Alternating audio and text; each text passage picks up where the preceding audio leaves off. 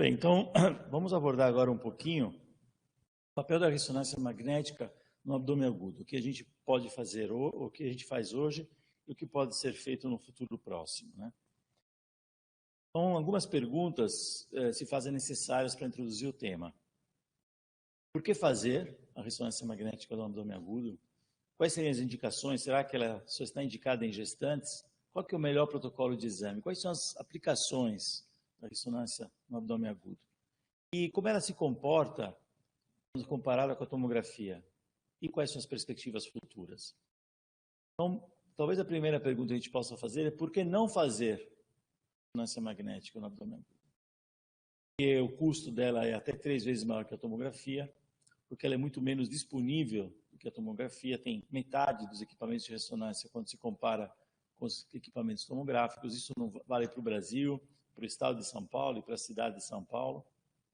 Vale aqui o número de equipamentos do SUS de tomografia e de ressonância magnética. A experiência do examinador é menor quando comparado com a tomografia. A duração de exames é muito maior, até 5 vezes maior o tempo de aquisição. Existem os artefatos de movimento, as contraindicações ao exame, como implantes, cocleares, marca-passo, etc., sem contar como até 5% dos pacientes referem claustrofobia, apresentam claustrofobia, sendo necessário, por exemplo, sedação, anestesia ou até mesmo suspender o exame, né? Mas cada uma dessas razões para não fazer ressonância magnética pode ser contra-argumentada. O custo, por exemplo, do exame tende a ser semelhante à tomografia quando a ressonância é realizada sem contraste. Em relação à disponibilidade, apesar de ainda ter muito mais tomógrafo do que equipamento de ressonância, a gente está vendo nos últimos anos uma tendência a igualar. Então, essa diferença entre os dois equipamentos está diminuindo. A experiência do examinador é crescente, a duração dos exames tem sido reduzida, como o Glaucio mostrou, tem protocolos otimizados, sequências mais rápidas em apneia. Os artefatos de movimento também podem ser reduzidos através de ferramentas de redução. E as contraindicações também têm sido reduzidas porque cada vez mais existem dispositivos compatíveis com os equipamentos de ressonância. A única coisa que não muda é a claustrofobia.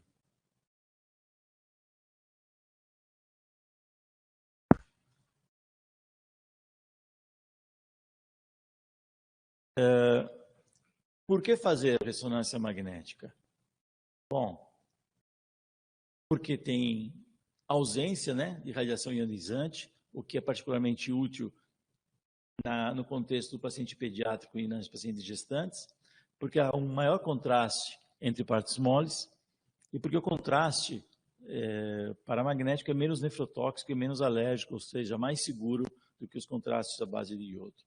Mas será que isso seriam razões suficientes para a gente adotar sistematicamente a ressonância magnética no abdômen agudo? Talvez, né? Mas no final dessa apresentação vocês vão decidir se vale ou não a pena fazer a ressonância magnética no lugar da tomografia em determinados contextos. Então, falando um pouquinho sobre indicações, será que é só em gestantes, né? Provavelmente sim. Provavelmente quem vai se beneficiar realmente do exame de ressonância no abdômen agudo é a gestante, mas cada vez mais a gente vê indicações na faixa pediátrica, como, por exemplo, no caso da apendicite aguda. Alguns autores até chegam a afirmar que a ressonância seria o exame de escolha para o diagnóstico de apendicite em pacientes pediátricos. Eu, particularmente, não concordo com isso, mas vejam que, cruzando apendicite aguda em crianças e ressonância magnética, recentemente, numa pesquisa no PubMed, encontrei 150 artigos abordando o tema. Portanto, é algo realmente na ordem do dia, extremamente atual, né? Uma coisa interessante é que quando você pergunta para os pais se eles preferem tomografia ou ressonância para o diagnóstico da apendicite nos seus filhos, eles preferem a ressonância mais do que o ultrassom, mais do que a tomografia. Então, o medo de radiação realmente, no público de uma forma geral, é muito significativo. Existe uma tendência a reduzir o tempo de aquisição do exame no no âmbito do abdômen agudo, mas estamos longe de um consenso. A gente não sabe, fazendo uma revisão da literatura, se é melhor fazer com respiração livre ou com apneia, se usa contraste VO, geralmente ele é desnecessário, o contraste EV se utiliza ou não utiliza.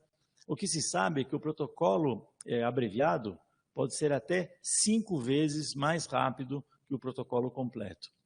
Em alguns casos, não ultrapassa de 2 a 5 minutos. E como vocês viram pela apresentação do Glaucio, ele já está bem estabelecido para o rastreamento do hepatocarcinoma, detecção de metástase, diagnóstico de esteatose, acompanhamento de cisto de pâncreas, incidentaloma de adrenal e câncer de reto, né? Existem alguns protocolos já sugeridos para o abdômen agudo, protocolos abreviados. Nesse artigo publicado em 2016, avaliaram 436 pacientes, apenas com 2 sequências. Um T2 RACE, coronal e axial. Então, aqui axial e coronal, aqui mostrando o apêndice. Com tempo de aquisição de 2 minutos e com acurácia, segundo os autores, de 99%. Você pode acreditar ou não nessa acurácia, né? Uma pausa, né, para vocês refletirem se acreditam ou não, né, mas é isso que está demonstrado nesse artigo. Outros artigos têm demonstrado, por exemplo, que apenas um T2 ACE e uma sequência de difusão tem um nível de semelhança, um nível semelhante de confiança e acurácia quando se compara com um protocolo completo.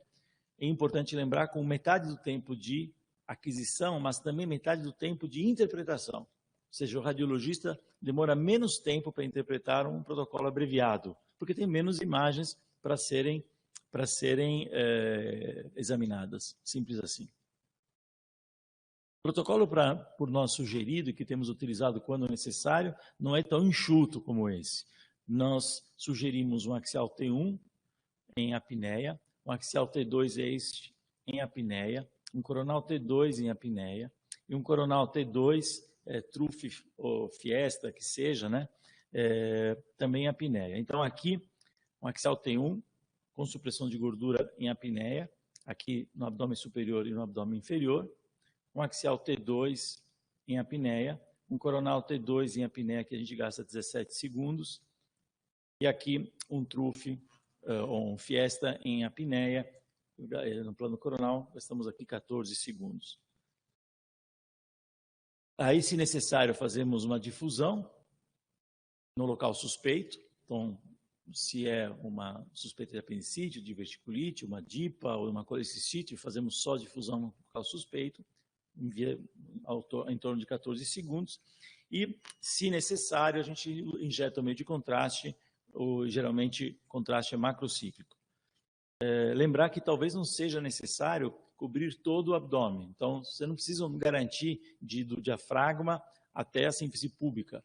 Vocês podem encurtar o número de imagens, reduzindo o campo de visão. Ou seja, se a suspeita é peronefrite, será que eu preciso ter imagens da síntese púbica?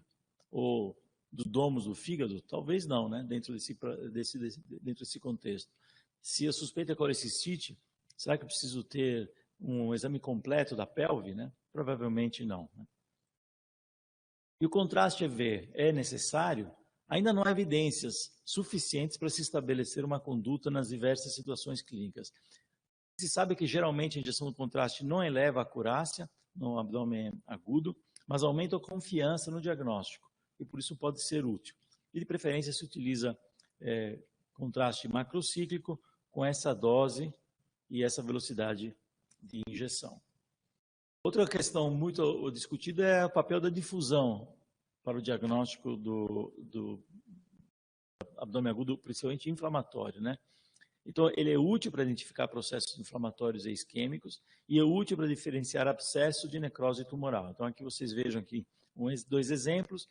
Aqui uma grande formação cística pélvica com ADC muito baixo, abaixo de 1, se tratava de um abscesso tubovariano. Aqui uma formação cística, um ADC bem elevado, acima de 2, se tratava de um tumor com necrose. Esse outro trabalho mostra o papel da difusão para fazer o diagnóstico da doença inflamatória pélvica, mostrando que quando se agrega a difusão ao exame completo, Você aumenta a sensibilidade de 91% para 98%, mas sem um impacto significativo nem na especificidade e talvez nem na acurácia. O importante é que a difusão reduz os falsos negativos. Um exame que aparentemente parecia normal, né, falsamente normal, a difusão pode alertar para uma alteração na restrição e que indica um processo inflamatório infeccioso. Então, esta é uma dica para você diferenciar um processo infeccioso de não infeccioso. Via de regra, a hidrosalpinge sem infecção tem um ADC acima de 2 e a piosalpinge abaixo de 1. Um tumor com necrose tem um ADC acima de 2 e um abscesso, um ADC abaixo de 1. Então vejam aqui essa formação cística na fossa anexial direita, aqui um T2, um T1 pós-injeção do contraste, aqui a gente tem um acentuado realce anelar após injeção do contraste, e o ADC mostrando uma restrição à difusão, ADC de 0,7, indicando se tratar de um abscesso tubovariano. Na colecistite aguda e crônica também a difusão tem o seu papel. Foi demonstrado que uma restrição do parênquima hepático ao redor da vesícula biliar, ou uma restrição da parede da vesícula biliar, são sinais indicativos de colecistite aguda. Ele aumenta a especificidade, mas não a sensibilidade. Uma outra forma de fazer um diagnóstico de colecistite aguda é utilizar a colangiorressonância funcional, ou seja, utilizando seu contraste hepatoespecífico na fase hepatobiliar ou até mais tardia. Foi demonstrado que vesículas biliares sem processo inflamatório agudo, ou seja, sem obstrução, elas se preenchem de contraste na fase hepatobiliar tardia, ou seja, 1 hora após a injeção do contraste, em 100% dos casos. Ou seja, vesículas biliares normais, sem obstrução, sem colecistite, elas concentram o meio de contraste hepatobiliar após 1 hora em 100% dos casos. Vice-versa, se a gente tiver uma colecistite aguda, em 80% dos casos, a vesícula biliar não se preencherá com o meio de contraste na fase hepatobiliar tardia de 1 hora. Então aqui, vocês vejam aqui um voluntário com preenchimento normal da vesícula biliar após 1 hora da injeção do contraste hepatoespecífico, e aqui um paciente com colecistite aguda, 1 hora após a injeção do meio de contraste, vocês vejam que ela não concentrou o contraste hepatoespecífico.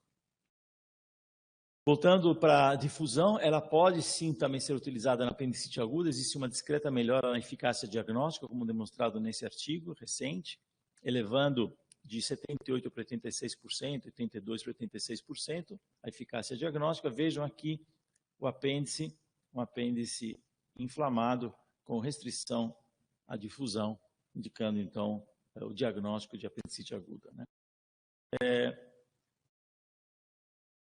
Existem muitos trabalhos, inclusive esse aqui um dos mais importantes, um trabalho de meta-análise, comparando, né, avaliando a sensibilidade e especificidade da ressonância magnética para o diagnóstico da apendicite aguda, não somente na gestante e no paciente pediátrico, mas numa população em geral, mostrando uma elevada sensibilidade e especificidade semelhante à tomografia. Aqui 2 exemplos do nosso serviço, aqui um paciente com um apêndice espessado, inflamado, e aqui um apêndice normal, né, com profundidade da escavação pélvica.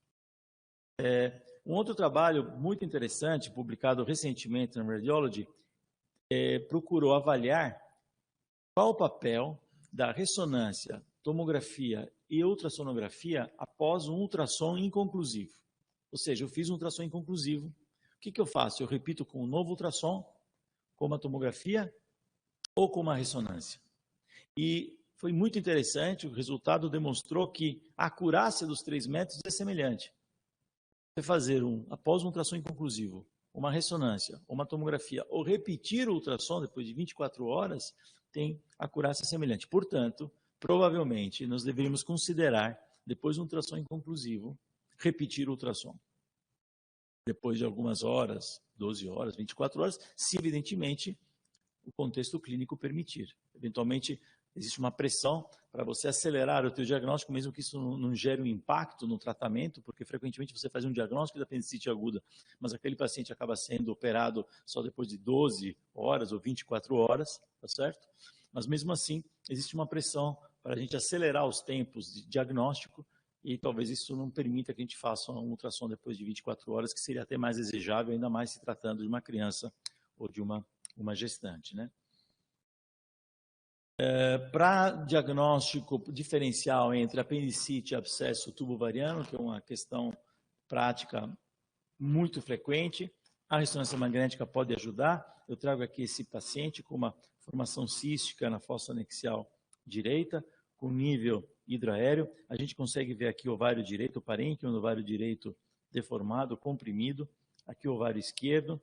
Eu vejo aqui tuba, do lado direito, uma tuba depois um pouquinho ectasiada, e essa formação cística com nível hidroaéreo apresentava uma formação cálcica no seu interior, um cálculo, e aqui a sua correlação com a tomografia, e aqui se tratava de um abscesso decorrente de uma apendicite perfurada, e esse aqui é um apendiculito. A presença de uma calcificação dentro de uma coleção com nível hidroaéreo na escavação pélvica sugere fortemente o diagnóstico de uma apendicite aguda perfurada, com migração do cálculo caído no interior do apendiculito caído no interior do abscesso. Para diverticulite aguda, existem poucos estudos disponíveis, eles não comparam com a tomografia, esses estudos não são comparados com a tomografia. Na minha experiência própria, os achados radiológicos da diverticulite aguda são semelhantes para a tomografia e para a ressonância magnética. Aqui é o mesmo caso, aqui o aspecto tomográfico e a sua correlação com a ressonância no plano coronal e aqui no plano axial. Vai ver na ressonância o espessamento da parede, o divertículo inflamado, a densificação da gordura peridiverticular, eventualmente as coleções líquidas. Se a gente utilizar o contraste, nós vamos ver um acentuado realce da parede, da alça inflamada. E se você usar difusão, provavelmente você será capaz de identificar restrição de difusão não somente da parede da alça intestinal, mas de uma eventual coleção líquida subjacente. Aqui outro caso, agora aqui uma diverticulite leve, divertículo aqui inflamado, com densificação da gordura ao seu redor, espessamento da face pararrenal anterior e lateroconal, e aqui um aspecto semelhante observado na ressonância magnética feita no mesmo momento. Eu tinha conversado sobre a colecite aguda, o exame de escolha para o diagnóstico é a ultrassonografia, e a tomografia e a ressonância magnética seria indicada apenas em casos isolados. No caso da colecite aguda, especificamente, eu acho que a ressonância é mais útil do que a tomografia como estudo complementar ao ultrassom. Vejam nesse caso, vesícula biliar inocente na tomografia e a ressonância magnética realizada na sequência mostrou sinais inequívocos de processo inflamatório. Edema, espessamento da parede, densificação da gordura periapendicular e aqui o cálculo impactado no infundíbulo que não era identificado, inclusive, no estudo. Na pancreatite aguda, o consenso de Atlanta, revisado em 2012, recomenda o uso indiscriminado da tomografia ou ressonância com resultados semelhantes, mas existem poucos estudos comparativos bem desenhados avaliando os dois métodos. Os aspectos são realmente semelhantes, vocês vejam aqui uma pancreatite grave na tomografia e na ressonância, sinais radiológicos superponíveis, e aqui uma outra pancreatite, a tomografia mostra um pâncreas muito aumentado, com densificação da gordura peripancreática e líquido, e a ressonância confirma esses achados e agrega ainda uma outra informação. O parênquima pancreático está muito intenso em T1, sugerindo uma pancreatite hemorrágica, e existem algumas evidências que a hemorragia pancreática indica um pior prognóstico, né? Então, a hemorragia se correlaciona com um índice de Apache 2 maior, mais complicações, internações mais longas, mas ainda é preciso ulteriores estudos para confirmar esta impressão, né? No final das contas, tomografia ou ressonância na pancreatite aguda, né? A tomografia ela tem como vantagem ser mais reprodutível e mais disponível, é mais indicada para pacientes graves e consegue fazer o diagnóstico de infecção facilmente pela identificação de gás. Por outro lado, a ressonância magnética ela é mais útil no diagnóstico de colediculitíase, ela pode usar a difusão como ferramenta adicional para o diagnóstico de processo inflamatório agudo, e ela faz a diferencial entre necrose delimitada e pseudocisto. Então, aqui, uma necrose delimitada, quando você consegue perceber uma grande coleção líquida com conteúdo espesso no seu interior, que não realça a projeção do contraste, isso é típico da necrose delimitada, em contrapartida a um pseudocisto, que costuma ser menor, com contornos mais regulares, em conteúdo mais homogêneo. Na pielonefrite aguda, um editorial recente, né, no Journal American College of Radiology, de 2018, mostra que para avaliação de pacientes com pielonefrite aguda, você pode utilizar os 3 métodos: a tomografia, a ressonância e a ultrassom, com destaque para a ressonância. Então, veja aqui um aspecto da tomografia ser contraste, tem essa lobulação do rim direito, e na ressonância a gente vê esse nódulo que apresenta forte restrição, indicando um processo infeccioso, inflamatório infeccioso. Diversos trabalhos têm comparado a tomografia e a ressonância no contexto da pielonefrite aguda, mostrando que a ressonância pode ser melhor, pode ser superior à tomografia, mesmo com tomografia com contraste. Então, vejam aqui, tomografia normal, sem alteração. Na ressonância, a gente vê uma restrição à difusão do rim esquerdo, que aqui parece normal. Nesse outro caso, nós temos aqui sinais de comprometimento do rim direito, né, com restrição à difusão. Então, mostrando que a sensibilidade da difusão permite que ela seja superior, né, a ressonância tem uma sensibilidade diagnóstica superior à tomografia sem contraste, mesmo a tomografia com contraste na pielonefrite aguda. E o outro exemplo, mostrando a comparação entre ressonância magnética sem e com difusão, mostrando que quando você agrega a difusão ao contraste extracelular, você consegue aumentar de forma significativa a sensibilidade e a especificidade.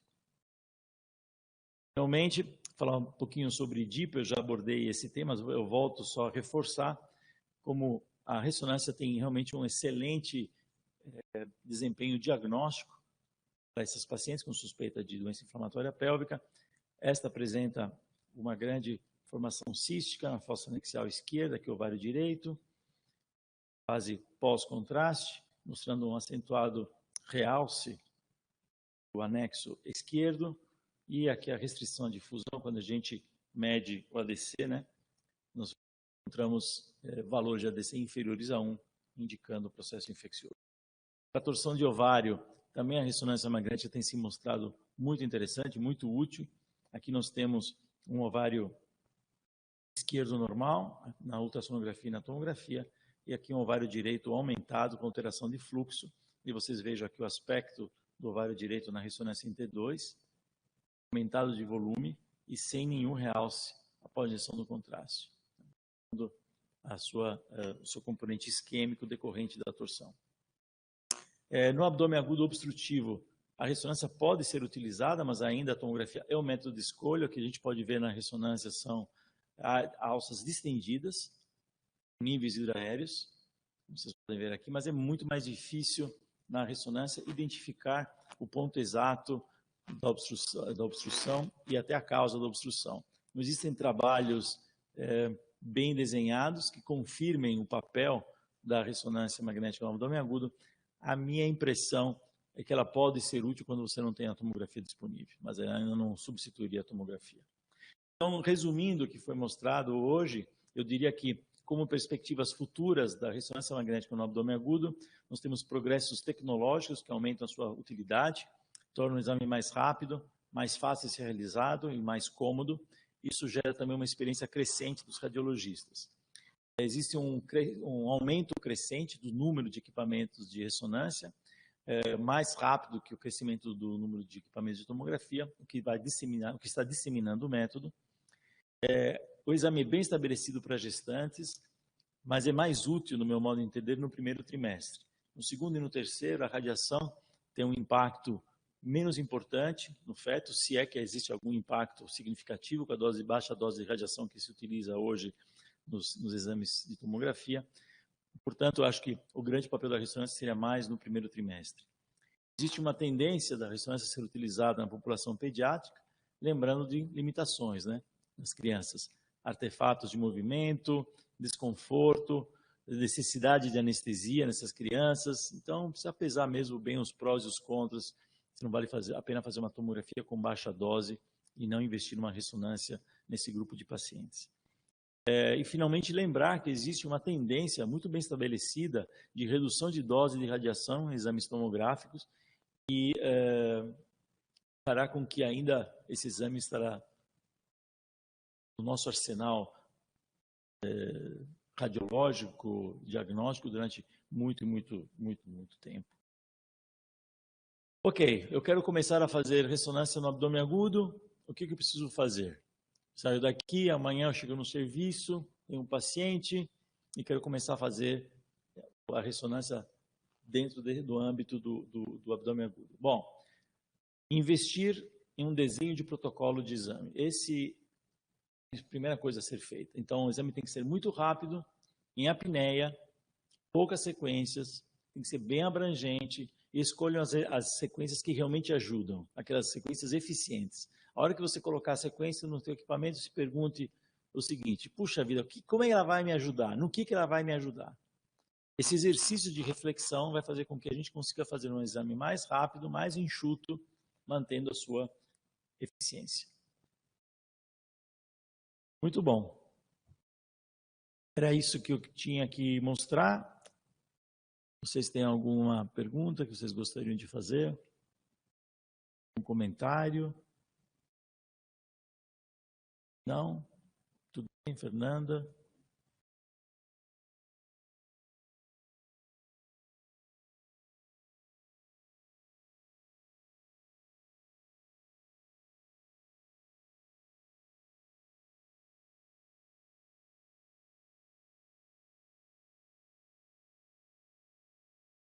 Isso, é. Perfeito. Perfeito. A Fernanda está aqui comentando, quem está acompanhando à distância, talvez não tenha ouvido o que ela falou, mas ela está comentando um aspecto relevante que nós não consideramos no nosso meio, que é, muitas vezes, a gente não sabe a indicação do exame. Então, como fazer um protocolo abreviado, indicado por uma determinada suspeita diagnóstica, se essa suspeita diagnóstica não é informada, ou se não existe, né? Porque o médico não se deu o trabalho de estabelecer com critério por que a razão de fazer aquele exame. Isso vale não somente em exames externos, mas também no paciente no pronto-socorro, né? Onde vem com o abdômen agudo a esclarecer, né? E como é que você vai fazer, como você vai dirigir o teu exame, né? Fazer um protocolo abreviado para quê? Se eu não sei qual que é a suspeita diagnóstica. Perfeito. Muito bem lembrado, Fernanda. Obrigado. Júlia?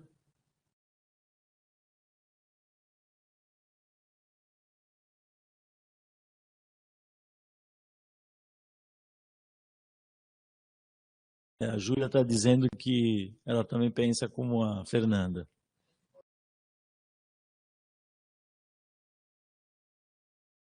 Certo. Covid, né? A ressonância ainda para o Covid não parece, ainda está dentro do arsenal diagnóstico. Ainda bem, né? Lilian, alguma pergunta, comentário? Não? Ok. Tudo bem, Isabela? Cláudio? Tranquilo? Tá ótimo. Então, agradeço a vocês, agradeço quem está nos ouvindo à distância e convido vocês, então, na próxima semana, mesma bate-hora, mesmo bate-canal, com mais uma sessão de artigos de revisão apresentados pelos nossos fellows e nossos residentes aqui da Escola Paulista de Medicina e comentados pelos docentes do departamento. Muito obrigado.